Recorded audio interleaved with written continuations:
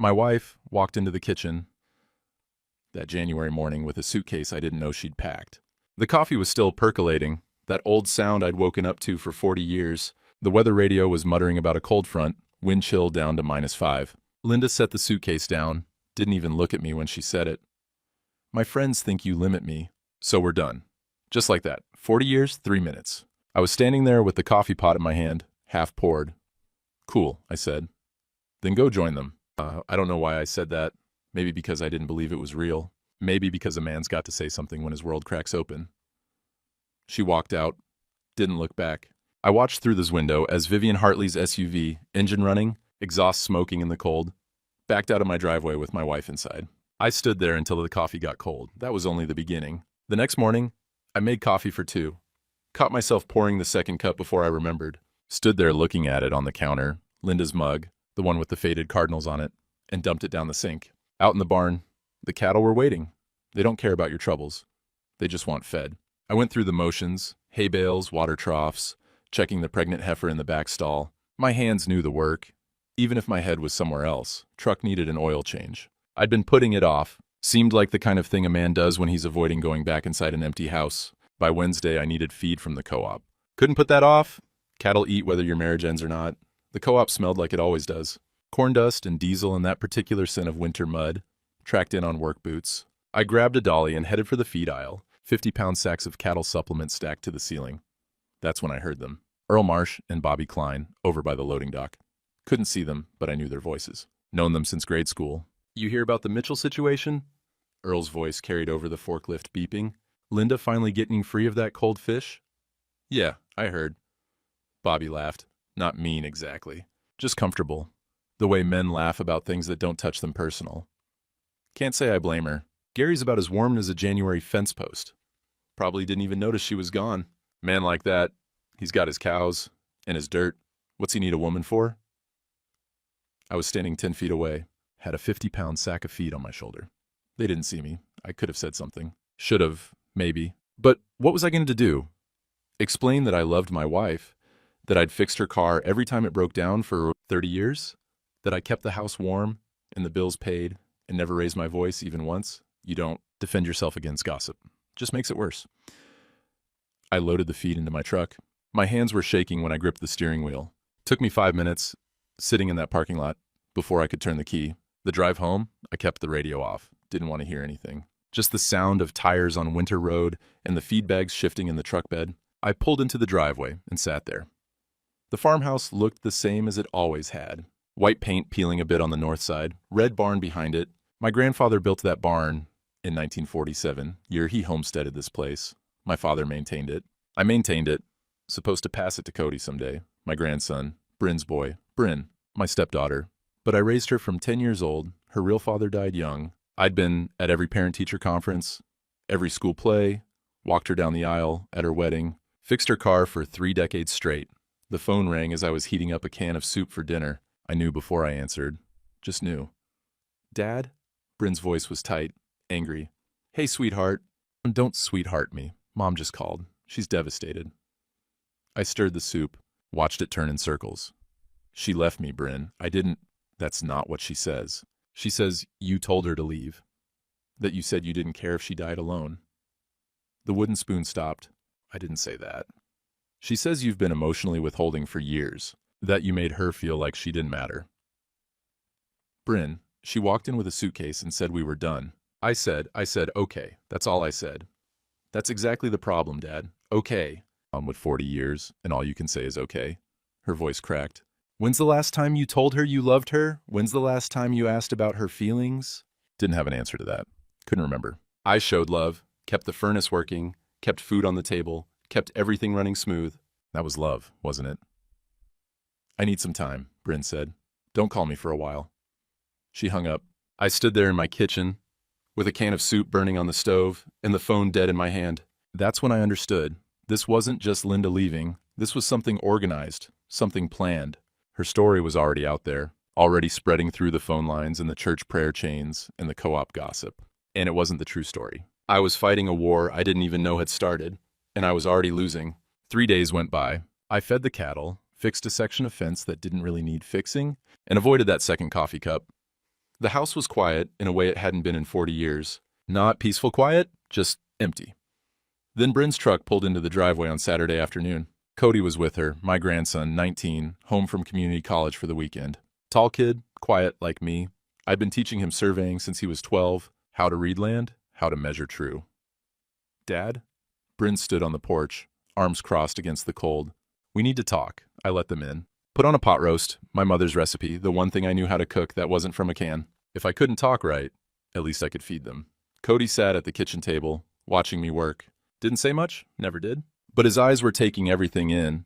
The empty chair where Linda used to sit, the way I moved around the kitchen alone, the careful way I set 3 plates instead of 4. Mom might come back, Bryn said while we ate. If you'd be willing to try, maybe counseling or something. Hope did something stupid in my chest, grabbed hold before I could stop it. I'd do that, I said. Too quick. Whatever it takes. I don't want this, Bryn. I never wanted this. But she looked at me, really looked, and I saw her soften. Saw her remember, maybe, all those cars I'd fixed, all those times I'd shown up. She's willing to meet. At Richard Stone's office, he's been our family lawyer forever, just to talk, no pressure. When? Monday, 2 o'clock. I agreed before she finished speaking. After they left, I stood at the sink washing dishes for 20 minutes. The water got cold. My hands looked old under the fluorescent light, spotted, weathered. 77 years of working hands. Linda used to hold them sometimes. Early on. Trace the calluses. I couldn't remember when she'd stopped. Monday came slow. I wore my good shirt. The blue one Linda always said brought out my eyes. Got to Stone's office 15 minutes early and sat in my truck rehearsing what I'd say. I love you. I'm sorry I didn't say it enough. I'll change. I'll talk more. I'll be whatever you need. Richard Stone's office was in an old Victorian downtown. Same place he'd handled my father's will 15 years back. I knew every creak in those stairs. Linda was already there when I walked into the conference room. She looked different. Hairstyled new, makeup more than usual. She was wearing that perfume I'd bought her for Christmas 3 years ago, the one she said was too fancy to wear regular. Gary. She touched my hand across the table. Soft, like she used to. My throat closed up. Linda, I'm glad you're here. Maybe we moved too fast, she said. Her voice was gentle, the voice I remembered from 40 years ago. Maybe counseling could help, I don't know, but I'm willing to try if you are. I am. God, I am. I'll do whatever. Richard Stone cleared his throat. Before we discuss that, there are some papers Mrs. Mitchell needs you to see. Something in his voice. Something careful. He slid a folder across the table. Legal weight paper, official looking. I opened it. Petition for dissolution of marriage. The words swam. I kept reading. Respondent created an unsafe environment through emotional isolation and financial control. Petitioner seeks equitable distribution of marital assets, including liquidation of real property known as Mitchell Farm. They wanted to sell the farm, my grandfather's farm, the one he homesteaded in 1947, the one my father kept going through droughts and bad markets, the one I'd maintained every day for 67 years. They wanted to sell it. What is this? My voice came out flat, dead. Standard divorce petition. A man I didn't know walked in, suit and tie, confident. I'm Tom Hartley, Mrs. Mitchell's attorney. Hartley, that name clicked. Linda had mentioned Vivian Hartley, the life coach, the one running those empowerment seminars. You're related to Vivian? My sister-in-law, yes. Tom smiled. Professional. Mr. Mitchell, your wife has tried for years to communicate her needs. She's felt controlled, isolated, unsafe in her own home. She deserves compensation for sacrificing her career to remain in a rural setting. The farm represents significant marital equity. State law requires equitable distribution. I looked at Linda. Her face had changed. The softness was gone. She was watching me the way you watch a stranger. You told me you wanted to reconcile. I said maybe counseling could help. That was before I understood how deep this goes. Her voice was different now, rehearsed. You've controlled our finances for 40 years, Gary. You've isolated me from my friends. You've made me feel worthless. I gave you access to everything. The bank accounts, the checkbook. You could spend whatever you wanted. That's not the point. And what is the point? She didn't answer. Just looked at Tom Hartley, who started explaining legal timelines and property assessments and mediation requirements. Richard Stone touched my arm. Gary, you should get your own attorney. I can't represent both of you in this. There was an envelope attached to the papers. I opened it. Linda's wedding ring, the one I'd put on her finger 35 years ago. Gold band, simple. Worn thin from wear, she'd left it with the divorce papers. I stood up, didn't say anything, Couldn't. Just walked out of that office with the papers in one hand and her ring in the other. Made it to my truck before my vision blurred. Drove home on instinct. Don't remember the route. Just remember pulling into my own driveway and sitting there as the winter dark came on, unable to make my hands let go of the steering wheel. The reconciliation meeting had been a trap, a setup to serve papers with witnesses present. And I'd walked right into it. The legal notices started showing up daily, thick envelopes with the return address of Hartley & Associates. I'd open them at the kitchen table with my coffee, reading words that didn't sound like my life. Respondent engaged in coercive control. Respondent created hostile living environment. Respondent denied petitioner autonomy and self-actualization. I got out the bank statements, 5 years worth, went through them line by line with a highlighter, old surveyor habit, measure twice, cut once. Linda's name was on every account, joint access. She'd spent freely, book club dues, lunches with friends, that trip to Branson with her sister. I'd never questioned a single charge, never told her no. The papers said I controlled finances. The bank records said different. I started documenting, made a spreadsheet, listed every account, every card, every withdrawal, dates, amounts, purposes. If they were going to lie, I was going to prove it. Thursday afternoon, I drove into town. Needed to clear my head. Needed to see people, even if they were gossiping about me. The diner seemed safe enough. Jean's Diner, been there since the 60s. Good coffee, better pie. I pulled into the parking lot, and that's when I saw Linda's car. My hand stopped on the door handle. Through the window, I could see her. In my booth, the one by the window where I always sat. But she wasn't alone. Young guy, maybe late 20s, built like he lived in a gym. Close-cropped hair, expensive jacket. He was feeding her a bite of pie. She was laughing. Her hand on his arm. I couldn't move. Just sat there in my truck, watching my wife of 35 years with some kid, young enough to be her grandson. The way she touched him, leaned into him, smiled. I hadn't seen her smile like that in years. I should have left, should have started the truck and driven away. Instead, I got out, walked to the diner entrance, went inside. The bell over the door rang. Linda didn't look up, didn't see me. I sat at the counter, back to them. Couldn't watch anymore, but couldn't leave either. Coffee, hun. The waitress was older, maybe late 50s. Kind eyes, weathered face. Her name tag said Jean. I nodded. Couldn't speak. She poured, then leaned in. Her voice went quiet.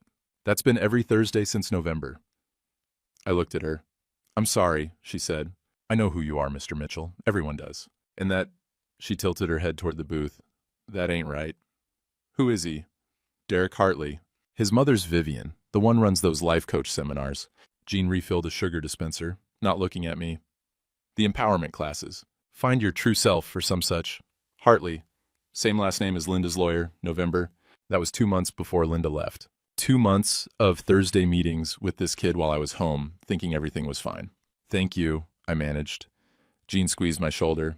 You're a good man. Don't let them make you think different. I left a 20 for a $5 coffee and walked out before Linda could turn around. In the truck, I wrote it down. Derek Hartley, Vivian Hartley, November Thursdays. The names were connecting. Linda's lawyer, the life coach, this gym rat kid. This wasn't random. This was organized. My phone rang that evening. Bryn. Dad, I need to tell you something. But her voice was tight, ashamed. Okay. Mom called. She said if the farm sells, she'll give me $50,000 for the kids' college funds. I didn't say anything. Couldn't. I have 3 kids, Dad. Student loans are crushing me and Mike. That money would change everything. I know. I don't want to choose. I don't want to be in the middle of this. But you are, I said, gentle as I could. And you're choosing. That's okay, Bryn. I understand. It's not okay. She was crying now. None of this is okay. But Dad, I can't turn down $50,000. I can't. I know. Do you hate me? No, sweetheart. I don't hate you. I could never hate you. After she hung up, I tried calling Cody. Went straight to voicemail. Tried again an hour later. Same thing. Sent a text. Just want to know you're okay. The message showed delivered but not read. Then I tried again, from the landline. Got a recording. The number you have dialed is not accepting calls. He'd blocked me. I sat at the kitchen table with the phone in my hand and understood the full shape of it now. Vivian Hartley, life coach, probably getting a cut of the divorce settlement. Her brother-in-law, Tom, Linda's lawyer, coordinating the legal attack. Her son Derek, the bait, the younger man to speed things along. And now my family. Bryn bought with college money. Cody pressured into silence. They were dismantling my life piece by piece, and they'd been planning it since November. 3 months. Linda had been planning this for 3 months. while I made her coffee every morning and never suspected a thing. I looked around the empty kitchen, my grandfather's house, my father's house, my house. They wanted to sell it to strangers, turn it into suburban lots, erase 4 generations like we'd never existed. And I was losing everyone. My wife, my daughter, my grandson, all of them choosing the other side, choosing money, choosing Vivian Hartley's version of reality over mine. The farmhouse settled around me. That old house sound, wood contracting in the cold, the furnace clicking on, the wind finding gaps around the windows. I'd never felt alone like this, not when my first wife died. Not when my father passed. This was different. This was being erased while you were still breathing. The weather forecast that night called for a blizzard. 2 feet of snow, maybe more. Wind chill dangerous. Roads would close by morning. I went through the preparation without thinking, moved the cattle into the barn, bedded them heavy with straw, tested the generator, fired up clean, stacked firewood by the back door, filled the bathtub with water in case the well pump went down. 40 years of winter storms. My hands knew what to do, even when my head was somewhere else. The snow started around supper time. Big flakes at first, then smaller, meaner, wind picking up. I made soup from a can, ate standing at the counter, didn't bother with the table. What was the point of sitting down for one? By 9 o'clock, the world outside was white static. Couldn't see the barn, could barely see the porch rail. The house felt bigger in the storm, emptier. Every room I wasn't in seemed to echo. I sat in my father's chair, the old recliner by the window. Hadn't sat there in years. It was his spot. Even after he died, I couldn't bring myself to claim it. Tonight I sat. The chair still smelled like him, faint. Old Spice and pipe tobacco and 30 years of evening news. He'd sat here every night until the cancer took him. Watched the farm through this window. Same view I was watching now, nothing but white. I started going through old papers, displacement activity, anything to keep from thinking. Found a box of stuff from the attic. Ancient tax returns, faded photographs, letters in my father's handwriting. That's when I found it, an envelope, addressed to me. Postmarked August 1985, 40 years ago. I didn't remember this. Didn't remember getting a letter from my father in 85. We'd had some kind of argument that summer. I couldn't even recall what about now. We'd stopped talking for a while, then he got sick, and we reconciled, and I never thought about it again. But here was the letter, unopened. 40 years I'd had this and never opened it. I set it on the side table. Couldn't deal with that tonight. Ghosts on top of ghosts. Kept digging through the box. Found Linda's wedding ring at the bottom, the one she'd left with the divorce papers. I must have tossed it in here after the lawyer's office. Couldn't remember doing it. Gold band, worn thin. I held it up to the lamplight. Could see where her finger had shaped it over 35 years. You've controlled our finances. You've isolated me. You've made me feel worthless. Had I? I thought about all those cars I'd fixed for Bryn. All those fence lines I'd walked with Cody, teaching him how to sight through a transit, how to measure property lines. True. All those mornings, I'd made coffee. And all those nights, I'd kept the house warm. And all those bills I'd paid without ever asking for thanks, because that's what a man did. That was love, wasn't it? But I couldn't remember the last time I'd said the words. Outside, the wind was screaming. Snow building up on the window. The furnace rattled. Old system, needed replacing, but I kept nursing it along, like everything else on this place. Nursing things along, keeping them running, never quite fixing them proper. The grandfather clock in the hall struck midnight. My grandfather had brought that clock from Pennsylvania when he homesteaded here.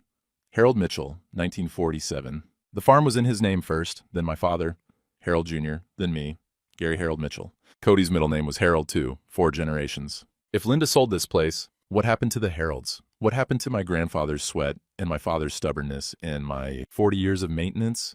What happened to the lessons I was supposed to teach Cody? We just disappeared, like we'd never been. The thought hit me physical, actual pain in my chest. I looked at the wedding ring, at the unopened letter, at this empty house with its old man smells and its settling sounds and its 40 years of memories that Linda wanted to liquidate. And something broke in me, not loud, not dramatic, just a quiet crack, like ice on a stock tank in spring. I put my head in my hands and cried. Hadn't cried since my first wife died. Didn't cry at my father's funeral. Didn't cry when Linda left. But I cried now, sitting in my father's chair, holding my wife's wedding ring, in a house that might not be mine much longer. Not sobbing, just tears, silent, shoulders as shaking. I don't know how to do this, I said out loud. To my father's ghost, to my grandfather's clock, to nobody. I don't know how to be this alone. And the house didn't answer. Just the wind and the furnace and the snow hitting the windows.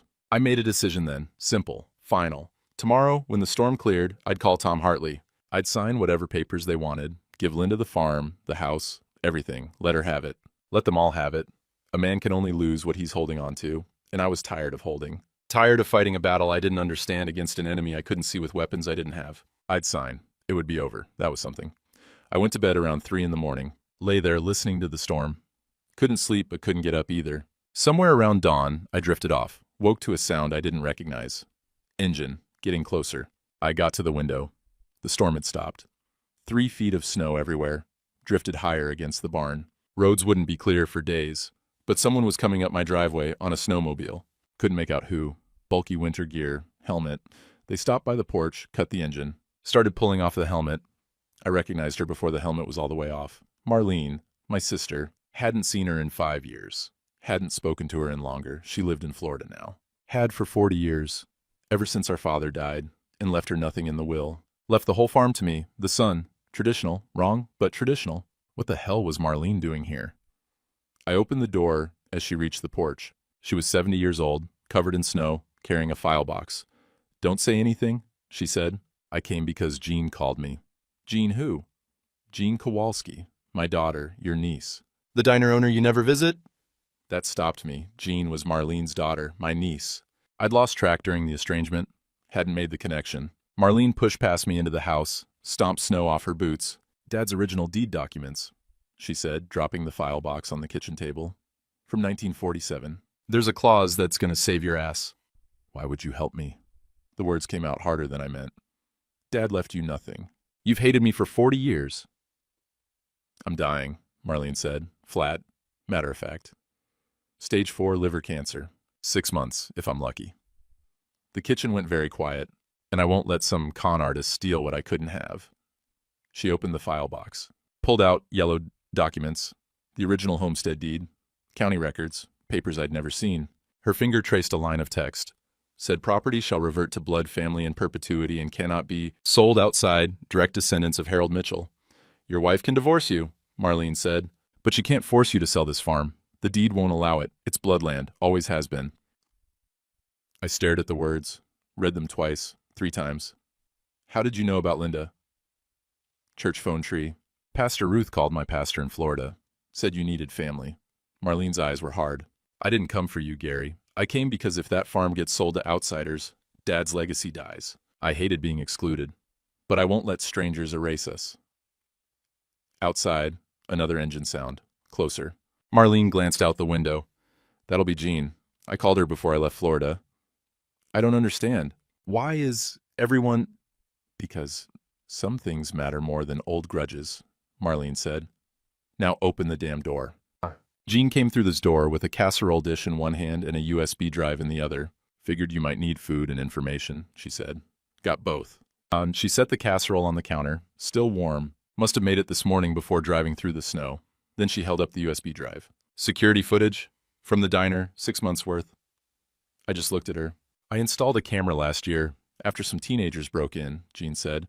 "Points right at the booths. Has audio too. Good audio. I've been watching Linda and that Derek kid meet every Thursday since November. Felt wrong, so I kept the recordings." She plugged the USB into my laptop, the old one I use for farm records. Pulled up a video file. November 7th, the timestamp said. There was Linda, walking into the diner. And there was another woman, 50s, well-dressed, confident. She waved Linda over to a booth. Jean turned up the volume. "Linda, sit down. We have work to do." The woman's voice was warm, friendly. "Your husband won't know what hit him." Linda sat, pulled out a notebook. "Now, when you file," the woman continued, "you need to use specific language. The courts respond to certain keywords. Write these down. Isolation, control, unsafe environment, emotional abuse." Linda was writing, taking notes like a student. "What if he doesn't believe me?" Linda asked. "He doesn't have to believe you. The court just needs to see documentation." The woman leaned forward. "Men like Gary don't fight emotion with emotion. They fight facts, logic, property law. So, you out-logic them, you use the system." "This is Vivian Hartley," Jean said quietly. "The life coach. Runs those empowerment seminars?" On screen, a young man walked into the diner. Derek. Same guy I'd seen feeding Linda pie. "Perfect timing," Vivian said. "Linda, this is my son Derek. He's going to help speed things along. Men leave faster when there's competition." I watched Derek sit down. Watched Vivian orchestrate the introduction. Watched Linda smile, nervous but interested. "I kept recording," Jean said, "was every Thursday. Vivian coaching Linda on what to say, how to act, when to file, it's all here." Why? I asked. Why would you do this? Jean's face went soft, sad. Because I watched my mother, your sister, get scammed by a contractor in Florida 10 years ago. He sweet-talked her, isolated her from family, took her for $40,000. I recognized the pattern. She clicked to another video. December, Linda and Vivian again. I did some research, Jean said. Vivian's done this before. 3 other families I know of. Patterson family in 2019, Rodriguez in 2021, Chen last year, same script every time. Befriends the wife, introduces the son, coaches the divorce, brokers the property sale. She takes 15% of the settlement as a consulting fee. Patterson, I said. The name was familiar. Bob Patterson lost his farm 3 years back? Same one. Divorced after 38 years. Wife demanded the farm be sold. Vivian handled the whole thing. Bob's been bitter ever since, but nobody believed him when he said it was a setup. The screen showed Vivian and Linda's lawyer, Tom Hartley, meeting at the diner, planning, coordinating. That's enough to prove conspiracy, Marlene said from behind me. She'd been watching over my shoulder. Maybe fraud. This isn't just a divorce, it's organized.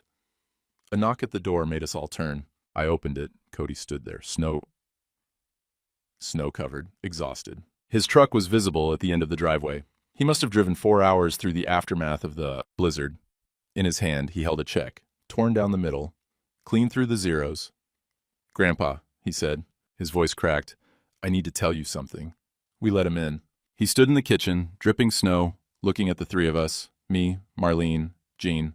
Grandma's lawyer called me 2 days ago. Or maybe it was Vivian. I don't know. They offered me $10,000. He held up the torn check. I could see the amount, $10,000.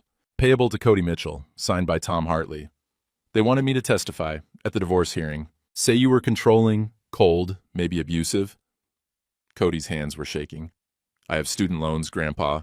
$30,000 in student loans. $10,000 would have... I know, I said. I considered it. His eyes filled. For 5 minutes, I sat in my dorm room and I considered taking that money and lying about you. But you didn't.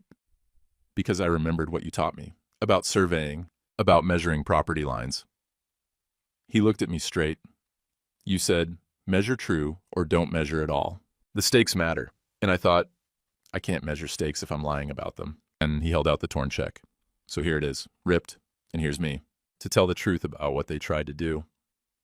I took the check, both halves. Then I did something I almost never did. I hugged him. Cody went stiff. We Mitchell men aren't huggers. But then his arms came around and he held on. Just for a moment.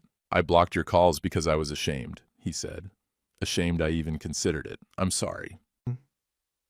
You came back. That's what matters. The 4 of us stood in my kitchen. Me, my estranged sister, my niece I'd barely known, my grandson who'd driven through a blizzard to return a bribe. Marlene spread the deed documents on the table. Jean set up the laptop with the video evidence. Cody put the torn check next to them. We take this to court, Marlene said. Expose the pattern. Protect the farm. Bob Patterson will testify, Jean added. He's still mad about losing his place. He'll back up the pattern. And I'll testify about the bribe, Cody said. They all looked at me. I looked at the evidence. 40 years of my life on this table. In documents and videos and a torn check. Proof that I wasn't crazy. Proof that there was a conspiracy. Proof that I hadn't failed my marriage. Someone had targeted it. But also proof that people showed up. That blood mattered. That my niece had been watching out for me even when I didn't know her. That my sister came despite 40 years of hurt. That my grandson chose integrity over money. All right, I said. The first decisive words I'd spoken since Linda left. We fight. What if truth isn't enough? Cody asked quietly. I thought about that. About all the ways this could still go wrong. About courtrooms and lawyers and systems that might not see what we saw. Then, at least I stood up. I said, that counts for something. Marlene nodded. That counts for everything. Outside, the sun was breaking through the clouds. First light I'd seen in 2 days. The snow was already starting to melt at the edges. That's how it goes in February. Storm hard, thaw fast. We had 10 days until the court date. 10 days to build a case. But for the first time since Linda walked out, I wasn't alone. I called David Chen Monday morning. He'd handled some property disputes for neighboring farms. Good lawyer, fair prices, didn't talk more than necessary. The kind of man I could work with. He came out to the farm that afternoon, trudging through the melting snow with a briefcase that looked older than him. Mr. Mitchell, and then he shook my hand. Firm grip. I've heard about your situation. Half the county's heard about it. That bad? Small towns. He shrugged. But that can work for us too. Information travels both ways. We sat at the kitchen table. Me, David, Marlene, Jean, and Cody. Spread out everything we had. The deed documents, the USB drive, the torn check, bank statements showing Linda had full access to all accounts. David went through it methodically, made notes, asked questions. His face gave away nothing until he finished. This is substantial, he finally said. The deed clause alone protects the farm. She can divorce you, but she can't force liquidation. That's your safety net. But, I heard the hesitation in his voice, but she'll argue the clause is outdated, unenforceable under modern property law. We'll win that argument, but it'll take time. He tapped the USB drive. This, however, changes everything. This makes it potentially criminal. Conspiracy to defraud, maybe elder abuse statutes. I'm not elderly, I said automatically. Marlene snorted. You're 67, Gary. You qualify. David pulled up the videos, watched Vivian coaching Linda, watched the coordination with Tom Hartley. His jaw tightened. I'll need to contact Patterson, he said. And these other victims Jean mentioned. Rodriguez, Chen. If we can establish a pattern, we're not just defending against divorce. We're exposing a scheme. What about the bribe? Cody asked. That's witness tampering. Possibly extortion? David looked at Cody. You'd have to testify. Tell the judge exactly what happened. They'll try to make you look like you're lying to help your grandfather. I can handle it. David nodded. Spent the next 2 hours building strategy. What we'd present, in what order. How to establish pattern, then show Gary as another victim. How to use the deed clause as the knockout punch. Your vulnerability, he said to me, is that Linda's claims aren't entirely false. You are emotionally reserved. You don't verbalize affection. She can make a case that life with you was lonely. It's the truth, like I said. I wasn't a good husband. Not in the ways that mattered to her. That's not the point. It is the point. I met his eyes. I won't lie. I won't pretend I was perfect. She wanted words, and I gave her work. That's a failure. But it's not abuse. And it's not a reason to steal my family's land. David studied me. Okay. We lead with honesty. You acknowledge the distance. But we show it doesn't justify conspiracy. He left around supper time with a box full of documents and a promise to have everything ready for court. After he drove off, Marlene and I were alone in the kitchen. Jean had gone home. Cody was upstairs in his old room, studying for exams he'd missed driving up here. You want coffee? I asked. I want whiskey, but coffee'll do. I made a pot. We sat at the table, the same table our father used to sit at, the same table where he'd read his will to us 40 years ago. The farm goes to Gary. He's the son. That's how it's done. Marlene had walked out that day, didn't speak to me for 5 years. Barely spoke after that. Why didn't you fight Dad's will? She asked now, like she'd been holding the question for 40 years. I was 23, didn't know how. I wrapped my hands around the mug. Then time passed, and it felt too late to bring up, like the wound had scabbed over and I'd just be opening it again. I hated you for not speaking up. I know. For 40 years, I hated you. We sat with that. The clock ticked. The furnace cycled on. I have 6 months, Marlene said, flat, like she was reporting the weather. Liver cancer, stage 4. Hospice is waiting in Florida. But I wanted to be here for this. I couldn't find words. Just looked at my sister, 70 years old, dying, sitting in our father's kitchen because some con artist was trying to steal what he'd unfairly given me. I'll split the farm, I said. Legally, retroactively. You should have had half. I don't want it. Who's Marlene? I'm dying, Gary. What am I going to do with 160 acres? Plant corn in my casket? She shook her head. I didn't come back for land. I came back because if I'm going to erase myself, I'm damn well going to make sure Dad's legacy doesn't get erased by strangers. That's not all you have. You have Jean. She loves you. I know. And you have me, if you'll take me.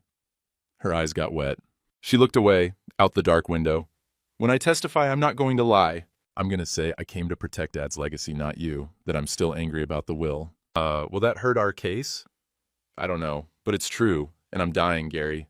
I'm done with convenient lies. Then tell the truth. That's all we have anyway. She nodded. We finished our coffee in silence. Later that night, I couldn't sleep. Went downstairs around 2 a.m, found Marlene already at the kitchen table, pain medication bottles next to her coffee cup. Can't sleep either? I asked. Never could. Not since the diagnosis. I sat down across from her. Tomorrow, she said, when we go over testimony with David, when he asks me why I helped, what do you want me to say? The truth. The truth is complicated. Most truth is. She smiled a little at that. You know what I wanted for 40 years? I wanted Dad to see me, to acknowledge that I worked this farm just as hard as you did. That being his daughter meant something. You deserve that. But he's been dead 15 years. Too late for him to see me. She looked around the kitchen. So I came back to make sure he saw us. All of us, the Mitchells. That we mattered enough to protect what he built, even if he built it wrong. He did build it wrong, I said. He should have split it. Should have seen you. Yeah. She took a shaky breath. But I still won't let some con artist profit off his mistakes. We sat there until the sky started lightening, my sister and me. 40 years of silence and hurt, and here we were on the other side of it, in the last 6 months of her life, finally saying things that should have been said decades ago. I'm glad you came, I said, when the sun broke the horizon. So am I. 3 days before court, Cody and I walked the fence line. Snow was mostly gone now, just patches in the shadowed spots. Mud season starting. That in-between time, when winter's dead, but spring hasn't quite committed. You ready for Friday? I asked. Nervous, but ready. He had the transit set up, checking a boundary marker. Grandpa, what if we lose? Then we lose, but we'll have stood up. That enough for you? I thought about that. Looked at the land, rolling fields, the tree line where my grandfather had stopped clearing in 1957, the old fence posts I'd replaced 100 times. Yeah, I said, it's enough, because you'll know. You'll know we fought clean, told truth, stood up for what mattered. That's the lesson, Cody. Not winning, standing. He nodded, looked through the transit. Bearing checks out, lines true. Good. That's how you do it. Measure true. Or don't measure at all. We walked back to the house as the sun set. Court was 3 days away. Whatever happened next, at least I'd taught him that. At least something would survive. The courthouse was a 100-year-old building in the county seat. Gray stone, high ceilings, wood that creaked under your feet. I'd been here for my father's estate. For property disputes. For jury duty, once. Never thought I'd be here. Fighting for my marriage and my land at the same time. We pulled into the parking lot, me driving, Marlene in the passenger seat, Jean and Cody following in Jean's car. February morning, cold but clear. The kind of day that makes you think spring might actually come. Linda was already there, standing on the courthouse steps with Tom Hartley and Vivian. Vivian looked exactly like she did in the diner footage. Expensive coat, styled hair, confident. She had her hand on Linda's shoulder, possessive, like Linda was hers now. Derek was there too, leaning against a car, scrolling his phone. Gym clothes under his jacket. Bored. We had to walk past them to get inside. Nobody spoke. Linda's eyes met mine for half a second. Her makeup was perfect, expression controlled. She looked away first. Inside, the courtroom smelled like old wood and floor wax. Formal, heavy, the kind of place that makes you whisper, even when nobody's told you to. Judge Martinez was already at the bench when we entered. Middle-aged woman, stern face, reading glasses on a chain. She looked like she'd heard every excuse and believed none of them. Mitchell versus Mitchell, the bailiff announced. We sat at the defense table. Me, David Chen, Marlene behind us in the gallery. Jean and Cody sat with her. On the other side, Linda sat with Tom Hartley. Vivian was in the first row of their side, watching everything. Judge Martinez looked over her glasses. This is a hearing on Mrs. Mitchell's petition for dissolution of marriage and division of marital property. Mrs. Mitchell, you may present your case. Tom Hartley stood. Your Honor, my client has endured years of emotional neglect and financial control. She seeks divorce and equitable distribution of assets, including the Mitchell family farm. And he called Linda to the stand. She walked up, got sworn in, sat down, smoothed her dress. She looked nervous, vulnerable. I recognized the performance from the reconciliation meeting, the softness that wasn't real. Mrs. Mitchell, Tom said gently, can you describe your marriage? Linda's voice came out quiet. It was lonely. Gary is a good man, but he's distant. Cold. He never said he loved me, never asked about my feelings, never wanted to talk about anything that mattered. Can you give examples? I'd try to have conversations about us, about our future, about how I was feeling. He'd just nod and go back to his farm work, like I was interrupting something important. I watched her talk, watched her twist 40 years into something ugly. The thing was, some of it was true. I didn't have those conversations, didn't know how. Did you feel safe in your marriage? Tom asked. Emotionally, no. He was unpredictable in his silence. I never knew what he was thinking. It felt controlling, like he was withholding himself on purpose. And financially? He controlled all our accounts. I had to ask permission to buy things. That was a lie. But it was the kind of lie that was hard to disprove. How do you prove you never said no to something? When did you decide to leave? After New Year's. I realized I couldn't spend another year being invisible. I had to find myself again. Did you have support during this difficult time? Yes, my book club friends. And my life coach, Vivian Hartley. Linda gestured to the gallery. She helped me understand that what I was experiencing had a name: emotional abuse. Vivian nodded from her seat, supportive, proud. And the farm? Tom asked. I gave up career opportunities to stay in a rural area. I could have taught in better school districts, made more money. But Gary wanted to stay on his family's farm. So I sacrificed. That farm is half mine. I deserve compensation. Tom introduced the petition: divorce plus mandatory farm sale for equitable distribution. No further questions, Your Honor. Judge Martinez looked at David. Does defense wish to cross-examine? Not at this time, Your Honor. And David's voice was calm. But we have evidence that recontextualizes Mrs. Mitchell's entire testimony. I'm listening. We'd like to present security footage from a local diner dated 6 months before Mrs. Mitchell claims she spontaneously decided to leave. Linda's face changed, just for a second. A flicker. Tom stood up fast. Objection. Relevance? If it please the court, David said, this footage shows Mrs. Mitchell meeting regularly with Ms. Vivian Hartley, who appears to have coached my client's wife on specific language to use in divorce proceedings. We believe this establishes premeditation and possible conspiracy. Judge Martinez took off her reading glasses, looked at Linda, at Tom, at Vivian in the gallery. I'll allow it. Context is relevant to a dissolution proceeding. She looked at Tom. Your objection is noted, but overruled. David set up his laptop. The courtroom screen flickered to life. November 7th, Jean's Diner. Linda walking in, Vivian already seated. The audio was clear, too clear. Linda, sit down. We have work to do. Your husband won't know what hit him. The courtroom went still. Every person leaning forward. On screen, Linda pulled out a notebook. Vivian leaned in. When you file, use specific language. Courts respond to keywords. Write these down: isolation, control, unsafe environment, emotional abuse. Linda was writing, taking notes. What if he doesn't believe me? He doesn't have to. Courts believe documentation. Vivian's voice was confident, professional. Men like Gary don't fight emotion with emotion. They fight facts and logic, so you out-logic them. You use the system. The courtroom was dead quiet, except for the video audio. What about the farm? Linda asked on screen. That's the real value. Rural property near suburban expansion. I have developers interested. We push for liquidation. You get half, I get my consulting fee. Everybody wins. Except Gary. Gary gets freedom too. He just doesn't know he wants it yet. Vivian laughed on screen. Linda laughed with her. The video showed Derek entering. The introduction. Vivian explaining that her son would speed things along. Men leave faster when there's competition. The video ended. The silence in the courtroom was complete. You could hear the old building settling. Someone coughing in the back. Judge Martinez was stone-faced. She looked at Linda, who was staring at her hands. At Tom Hartley, who was whispering urgently to Linda. At Vivian, who sat frozen in the gallery. Hartley, the judge said slowly. Did you know about these meetings? Your Honor, because there's a clip on this footage showing you meeting with Ms. Hartley at the same diner. Coordinating. Would you like me to play that one too? Tom went pale. David stood. Your Honor, this isn't an isolated incident. We have evidence that Ms. Hartley has run the same scheme on at least 3 other families. We'd like to call Robert Patterson to the stand. An older man stood up in the back of the gallery, weathered face, bitter eyes. I recognized him. Bob Patterson. Lost his farm 3 years back. Tom stood up. Objection. This is character assassination. Overruled. Judge Martinez's voice was sharp. Pattern evidence is absolutely relevant when fraud is alleged.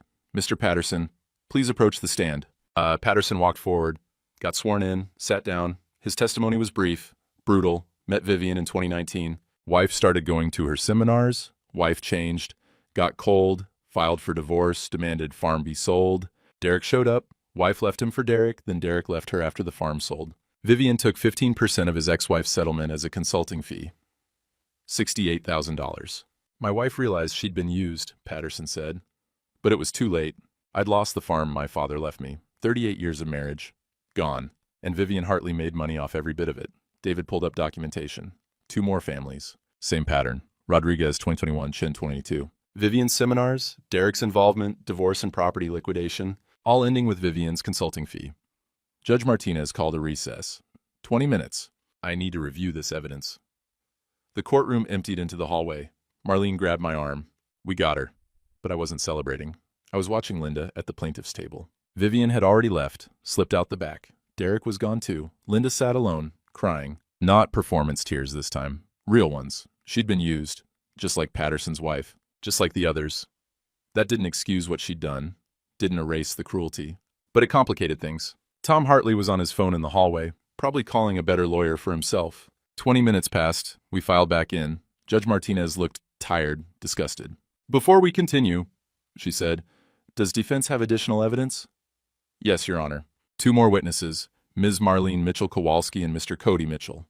David called Marlene first. She walked to the stand, got sworn in, sat down straight-backed and dignified. David held up the deed documents. "Ms. Mitchell-Kowalski, can you explain these?"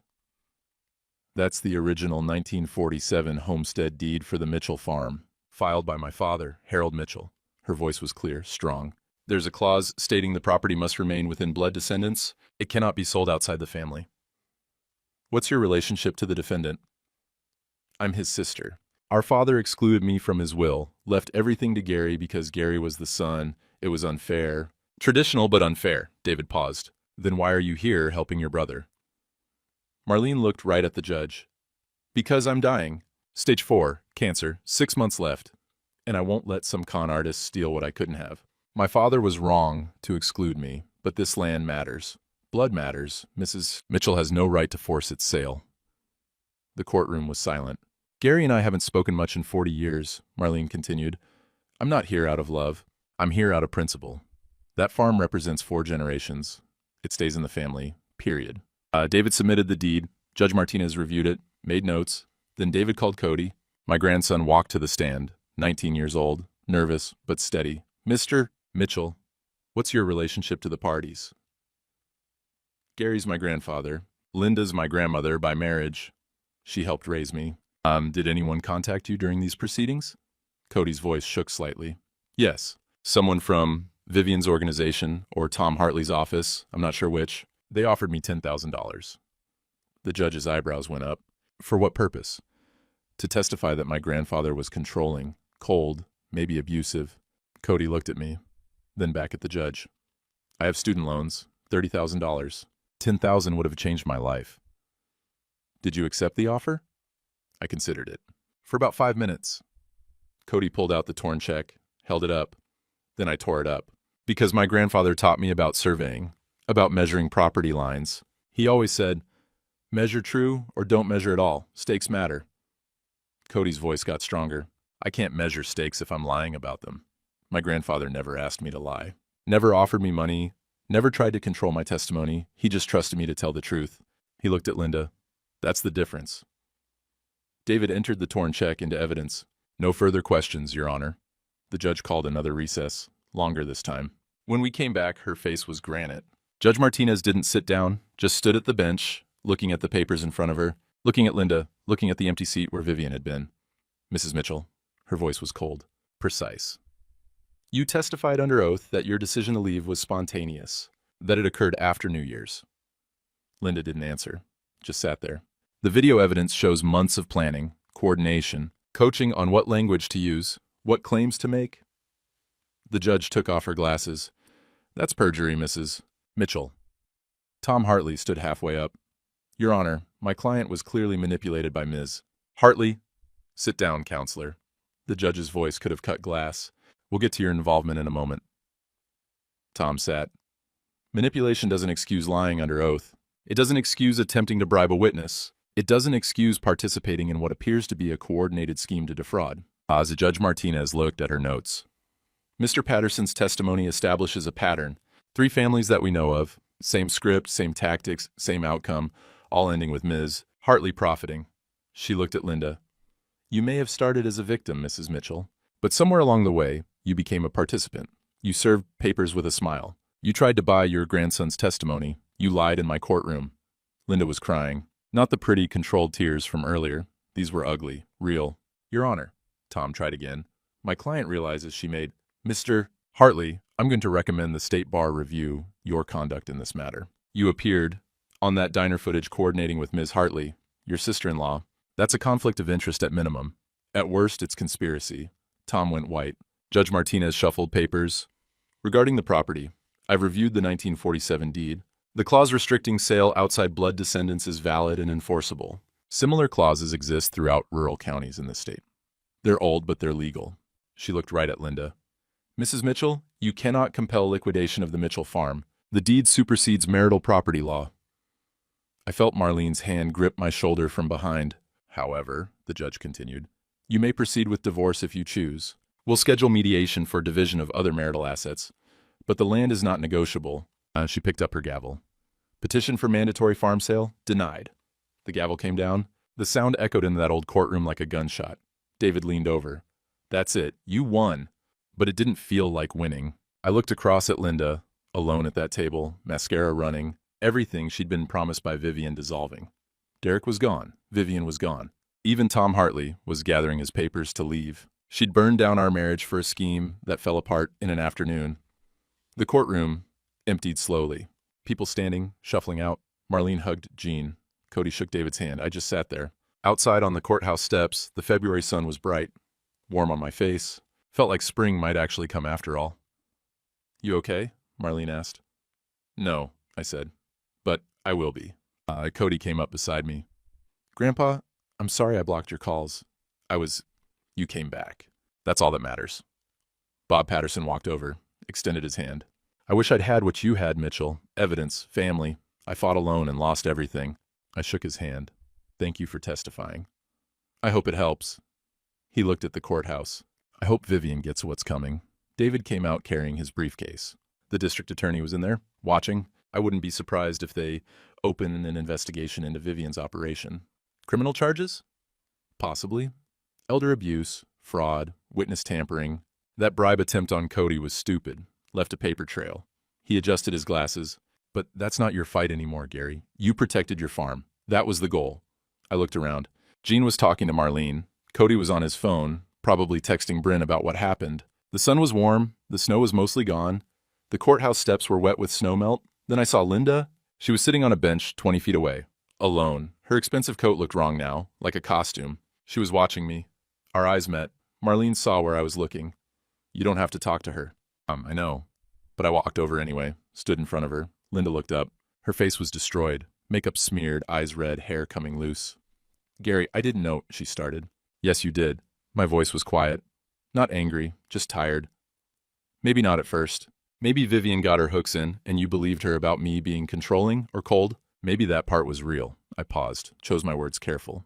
But you knew when you served those papers at the reconciliation meeting. You knew when you sat in that diner with Derek every Thursday. You knew when you offered Cody money to lie. I made a mistake.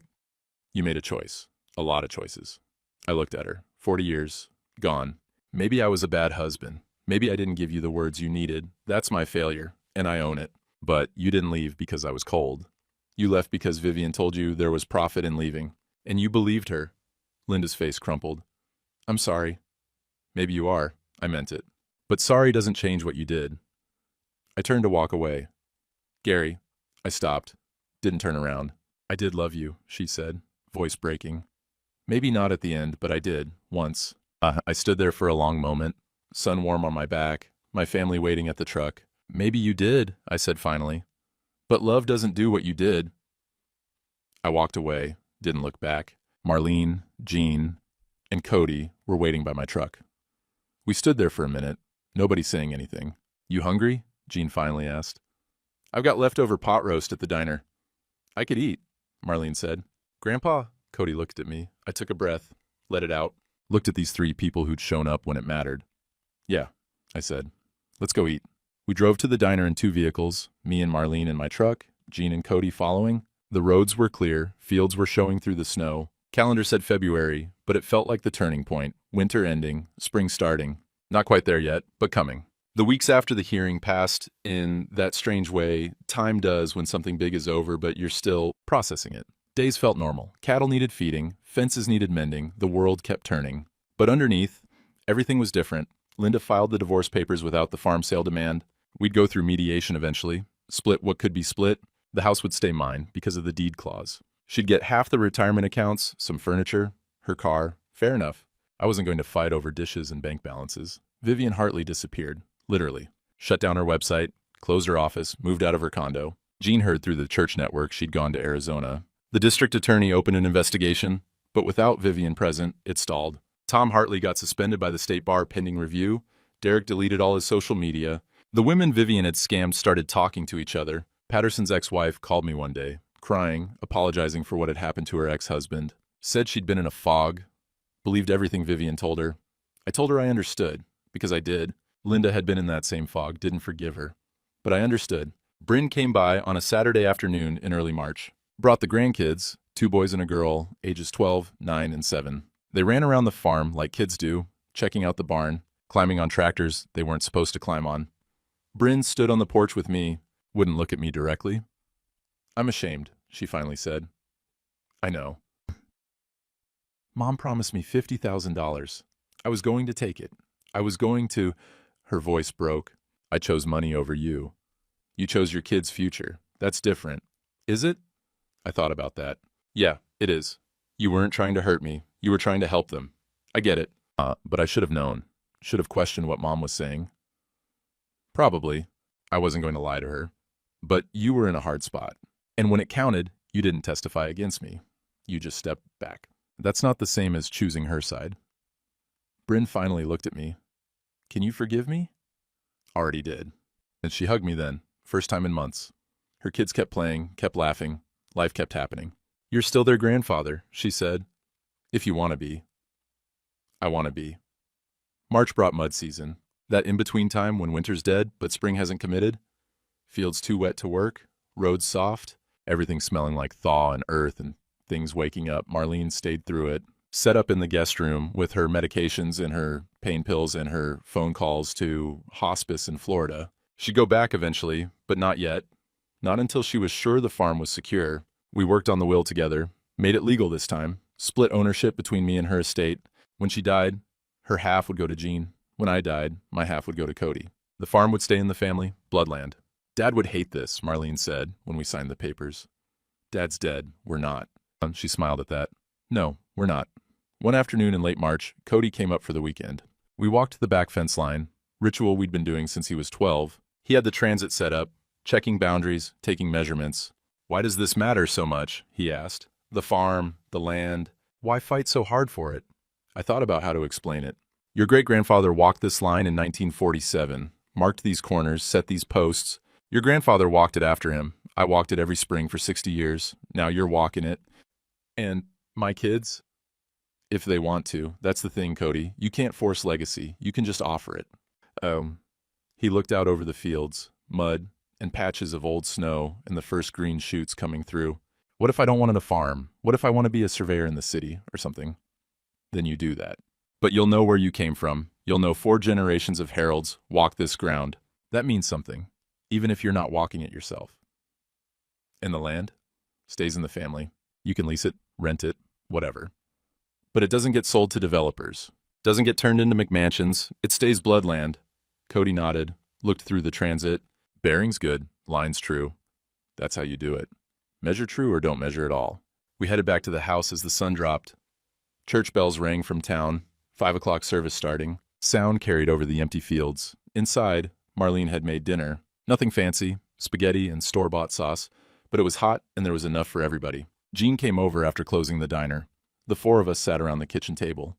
It wasn't the family I'd had, wasn't Linda and Bryn and the life I'd built for 40 years, but it was family. Blood and choice mixed together. Marlene dying, but present. Jean reconnected after decades. Cody learning the lines. We ate and talked and cleaned up together. After, I found myself back at the kitchen table. Same spot I'd sat that January morning when Linda walked out. Same chair, same window, same view of the barn and the fields beyond. But different. Everything different. I pulled out my father's letter. The one from 1985 that I'd finally opened during the blizzard. Read it again. Son, the land doesn't care about our fights. It just grows. You and Marlene need to figure out your problem. But while you're fighting, the corn still needs planted. The fences still need walked. The work still needs done. I should have split things different. Should have seen that Marlene worked this place hard as you. That was my failure. Don't repeat it. Teach your kids why land matters, not just how to work it. Why it matters. That's legacy, not the deed. The understanding. The land doesn't care about our fights. It just grows. Do the same. Dad. I folded the letter, put it back in the envelope. He'd been dead 15 years when I finally read those words. But they still mattered, maybe mattered more now than they would have then. I looked out the window, dusk settling, first stars visible. The barn a dark shape against the sky. I was still here. The farm was still here. Cody was learning the lines. That'd have to be enough. And you know what? It was. 6 weeks after the hearing, I planted white pine saplings along the road fence, 20 of them. Cody helped me dig the holes, mix the soil, settle the roots. These won't be full grown for 60 years, he said. I know. You'll be dead. Yeah, I know that too. He looked at me. Then why plant them? Because you'll be 69 when they're mature. Maybe you'll have grandkids by then. They'll sit in the shade of trees I planted. I tamped dirt around the last sapling. That's the point, Cody. You don't plant for yourself. You plant for people you'll never meet. We stood back, looked at the row of small trees, barely 3 feet tall, fragile. Linda said her friends thought I limited her, I said. Maybe I did.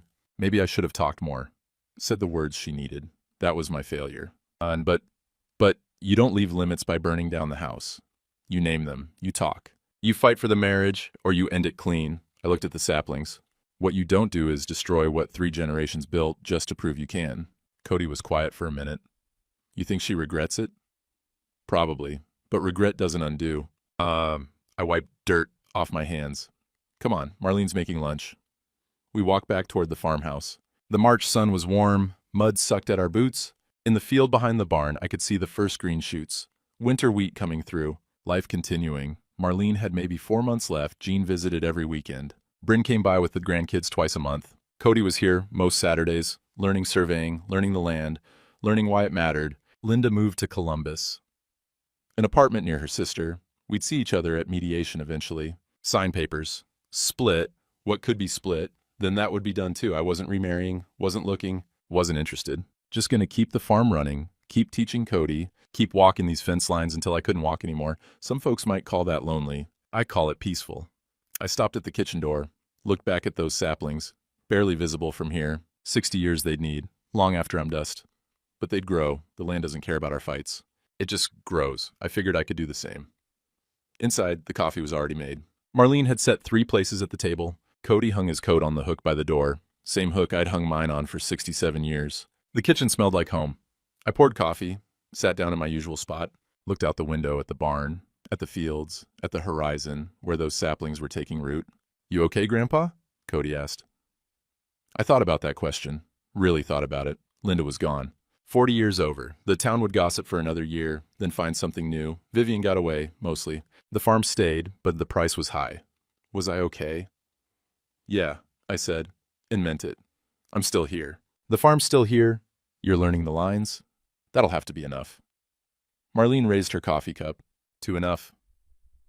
We drank. Outside, church bells started ringing. Sunday service. The sound carried across the fields, through the March air, over the young trees that would outlive us all. I listened to those bells and thought about my grandfather, who homesteaded this place in 1947, my father, who maintained it through drought and depression, me who just fought to keep it, and Cody, who'd carry it forward. Not because I forced him, because I showed him it mattered. 4 heralds across 4 generations. The land not caring about our arguments, our failures, our small human dramas. Just growing, season after season. I could do the same.